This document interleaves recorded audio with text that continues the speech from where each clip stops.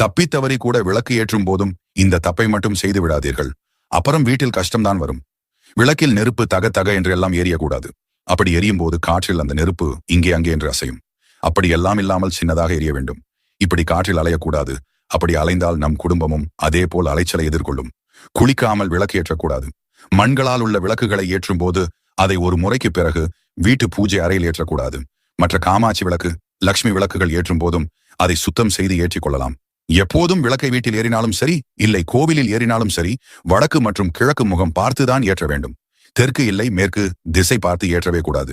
அப்படி ஏற்றினால் உங்கள் வீட்டில் அதிக மருத்துவ செலவுகளை கொண்டு வந்துவிடும். விளக்கு ஏற்றிய உடனே அணைத்து விடக்கூடாது. குறைந்தபட்சம் 20 நிமிடங்கள் விளக்கு எரிய வேண்டும். விளக்கை ஏற்ற சிறந்த நேரம் அப்படின்னு பார்த்த காலை 5 மணி முதல் 10 மணி வரை மற்றும் மாலை 5 மணி முதல் 7 மணிக்குள் விளக்கு ஏற்றலாம். இதுபோல் நிறைய ஆன்மீக தகவல்களுக்கு எங்கள் பொதுநலம் சேனலை சப்ஸ்கிரைப் அண்ட் லைக் செய்து கொள்ளுங்கள்.